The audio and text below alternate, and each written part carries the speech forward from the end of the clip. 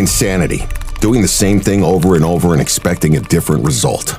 Would you have done something differently than President Biden during the past 4 years? There is not a thing that comes to mind. Kamala wouldn't change a thing? Their weakness invited wars, welfare for illegals, while Americans struggle. Now Kamala wants higher taxes on top of higher prices. The Biden-Harris administration just admitted they released thousands of illegal immigrants convicted of violent crimes. Kamala lied. An undocumented immigrant is not a criminal. They released murderers. An undocumented immigrant is not a criminal. Human traffickers. An undocumented immigrant is not a criminal. Rapists, all released under Kamala. President Trump warned us. There's no question I'm in favor of banning fracking. I am committed to passing a Green New Deal and finally putting an end to fracking once and for all. If they fail to act as President of the United States, I am prepared to get rid of the filibuster to pass a Green New Deal. I am offering a Green New Deal that has been described as one of the most aggressive and progressive. I just ask one simple question. Why didn't she do it?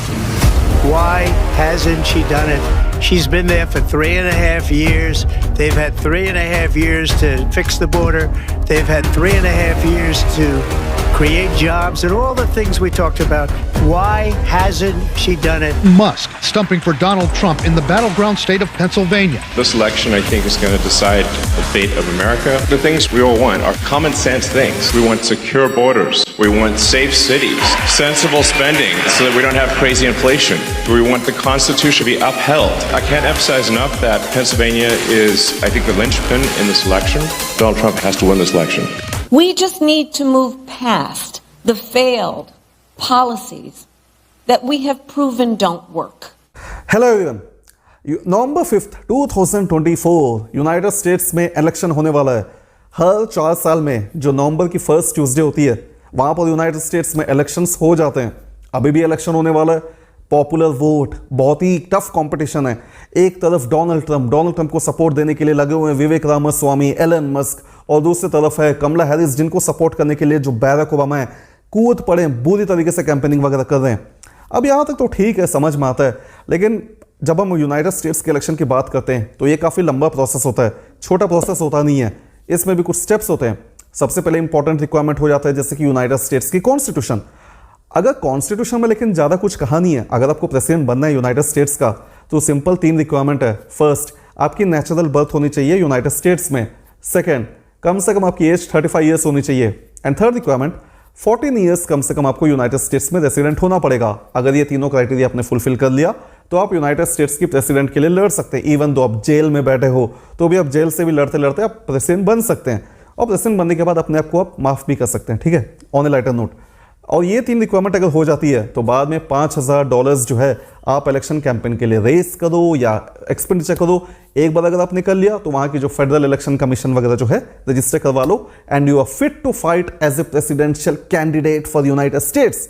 आज तक जब से United states बनी है, interestingly आपको democratic party और Republican party, 2 important parties है, इनको छोड़कर कोई थर्ड पार्टी से आपको कोई प्रेसिडेंट नहीं मिलेगा। अगर आपने देखा तो कमेंट्स बता दीजिएगा मुझे। ये तो कॉन्स्टिट्यूशन हो जाती है, लेकिन भैया इसके बाद बहुत लंबा प्रोसीजर हो जाता है। प्राइमरीज एंड कॉकसेस जो है ये 2 इंपॉर्टेंट स्टेप्स हो जाते हैं। अब इन यूनाइटेड स्टेट्स में हर किसी को, काफ़ी लोगों को पैशन होता है कि मुझे पॉलिटिकल पार्टी ज्वाइन करना है, मुझे मेंबर बनना है, मुझे गवर्नमेंट का मेंबर बनना है। वहाँ की जो कांग्रेस है यूनाइटेड स्टेट्स की, लाइक हमारे इंडिया में पार्लियामेंट हो जाती है, वहाँ कांग्रेस हो जाता है। वहाँ की कांग्रेस में भी जिस तरीके से हम बात करते हैं lower house, house of representatives होता है, अपर हाउस सीनेट हो जाता है। टोटल 538 सीट्स है, इन दोनों को मिलाकर 438 हो जाते हैं हाउस ऑफ रिप्रेजेंटेटिव्स में, 100 हो जाते हैं सीनेट में। काफ़ी लोगों को एस्पिरेशन होता है कि भैया मुझे भी कांग्रेस में जाना है, मुझे भी मेंबर बनना है यहाँ का। अब जिन लोगों को एस्पिरेशंस होते हैं, काफ़ी लोगों को, या इनको भी छोड़कर काफ़ी जो नॉर्मल लोग होते हैं जो किसी पॉलिटिकल पार्टी से अलाइन होना चाहते हैं, ये भी चाहे अलग अलग पॉलिटिकल पार्टी को ज्वाइन कर लेते हैं। ये उनके एफिलिएट भी हो सकते हैं या नॉन एफिलिएट भी हो सकते हैं। यहाँ पर प्राइमरीज जो है ये एक फर्स्ट स्टेप होता है।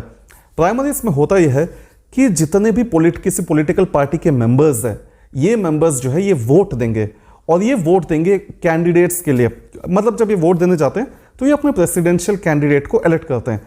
अब जैसे डेमोक्रेटिक पार्टी के लिए जो प्राइमरीज जो बिलोंग करते हैं, प्राइमरीज मतलब जो इस डेमोक्रेटिक पार्टी को किसी जुड़े हुए हैं।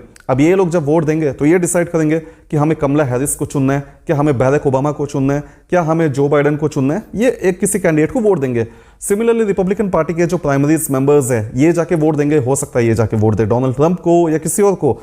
जब ये वोट देते हैं तो जिस कैंडिडेट को ज़्यादा वोट्स मिलते हैं तो based on the proportion of votes ये जो कैंडिडेट्स होते हैं इनको कुछ डेलीगेट्स असाइन हो जाते हैं। कुछ डेलीगेट्स जो है based on the voting etcetera इनको अलाइन हो जाते हैं। कुछ स्टेट्स में प्रपोर्शन बेसिस में इनको डेलीगेट्स अलाइन हो जाते हैं। कुछ स्टेट में विनर टेक्स ऑल ये सिचुएशन सिस्टम भी चलता है। प्राइमरीज में इनको बेसिकली वोटिंग किया जाता है तो ये अपने कैंडिडेट को चुनते हैं, डेलीगेट्स बेसिकली चुने जाते हैं। Now the second thing is ये जो कॉकसस होता है, कॉकसस में प्राइमरीज की तरह सीक्रेटली वोट नहीं दिया जाता एनोनिमसली, बल्कि लोग जो है पार्टी मेंबर्स जो है आपस में डिस्कशन करेंगे, ब्रेनस्टॉर्मिंग करेंगे। काफ़ी डिस्कशन करने के बाद ये किसी कैंडिडेट को ये चूज कर लेंगे, उसे वोट दे देंगे। तो ये दो इंपॉर्टेंट पहलू हो जाता है।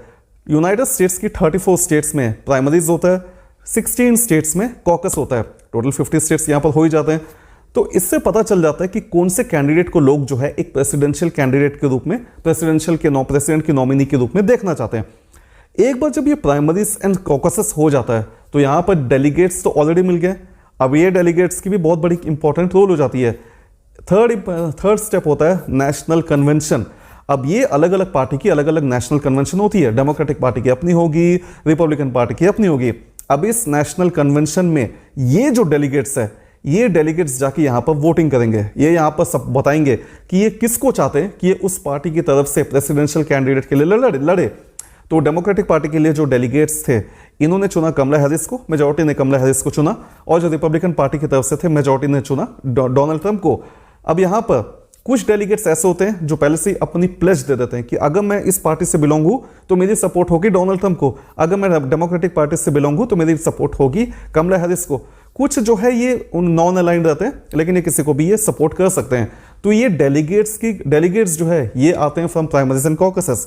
बाद में ये जो डेलीगेट्स है ये चुनते हैं कौन से प्रेसिडेंशियल कैंडिडेट को नॉमिनी बनना है इलेक्शन के लिए।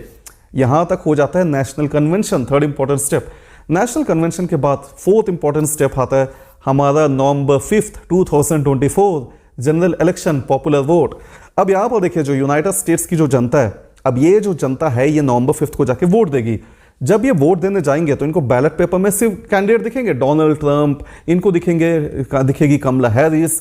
तो ये जो वोटर्स है इनको लगेगा कि हम डोनाल्ड ट्रंप को वोट दे रहे हैं, हम कमला हैरिस को वोट दे रहे हैं। On one way they are doing that, लेकिन इनडायरेक्टली ये जो वोटर्स है ये इलेक्टर्स को वोट दे रहे हैं। और ये इलेक्टर्स कौन है, जो मैंने वीडियो के स्टार्टिंग में बताया था, टोटल यूनाइटेड स्टेट्स में जो इलेक्टर्स है ये है 538।